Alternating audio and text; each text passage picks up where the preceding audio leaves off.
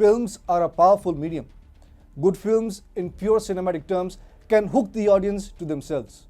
They can convince audience that they are viewing the reality.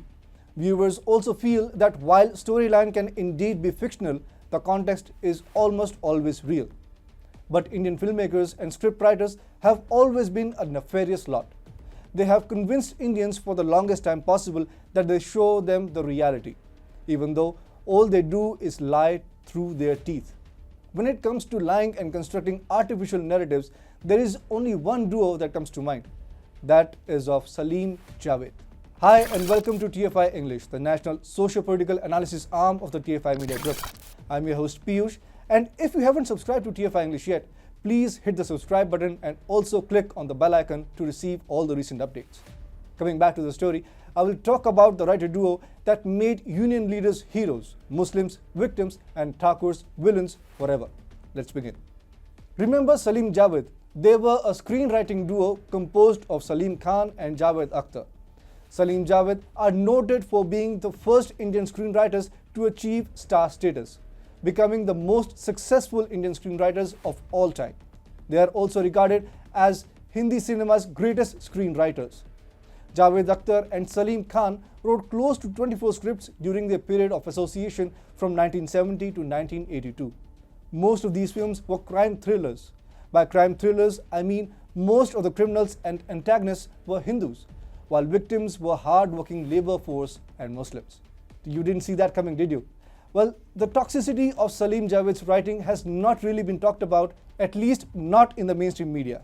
The template of Salim-Javed films has always been predictable. The storyline shows how working-class Indians are made victims by a capitalist upper-caste Hindu-centric system. At the same time, Muslims are shown as angelic beings who are hard-working, honest, and peaceful. There is really no film like Deva starring Amitabh Bachchan which encompasses all elements of the Salim-Javed propaganda factory.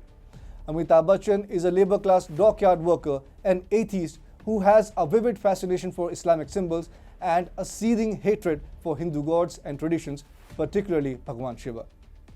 Islamic symbols are also shown having magical powers in the film, even while the writers make it a point to portray Mahadev as a pain-giving god who does not listen to the cries of his devotees. Amitabh Bachchan, wearing his coolie badge of 786, is shot no less than in front of the Shiva temple where his mother goes every day to pray. Here comes someone called Rahim Chacha, who explains to Bachchan how the number 786 is very auspicious for Muslims and how it is going to help the protagonist every step of the way. The badge bearing the number 786 is shown saving Amitabh Bachchan from bullets twice in the film.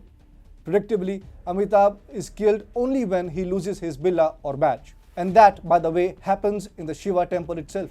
Let me give you some context. Salim-Javed rose to fame as supreme screenwriting duo of India at a time when Mumbai was infested with underworld thugs, dons, and mafia lords. Everyone knew they were Muslims. Haji Mastan, Yusuf Patel, Karim Lala, Varadarajan Mudaliyar, and Dawood Ibrahim. Do any of these gangsters have a Hindu or non-Muslim name? No.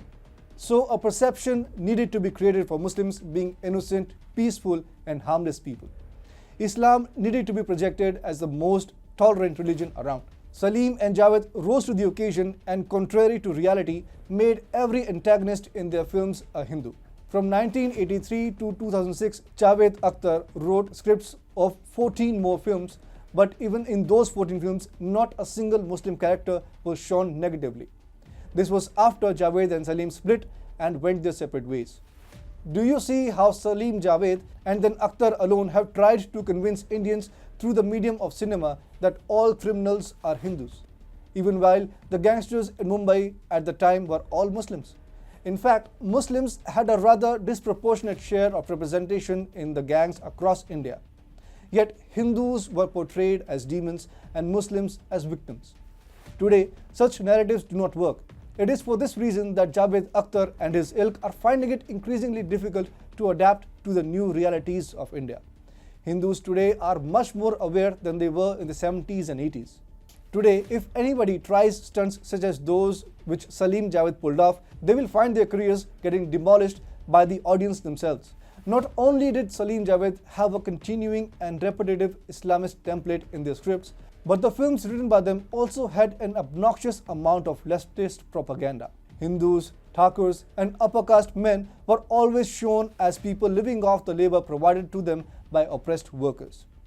Between 1971 and 1977, the duo wrote 11 films, all of which were hits, but most importantly, they were in line with the political ideology of Indira Gandhi, who was Prime Minister of the country in those years. Most of these movies followed similar storylines where there was a rich villain who manipulated the system for his personal advantage and a Robin Hood-like hero. Industrialists were also depicted as anti-women, misogynist, rapists or potential rapists. Such propaganda no longer works in India. Perhaps it is for this very reason that Shabana Azmi thinks Indian democracy is unfair to Muslims. This is Piyush signing off until the next one.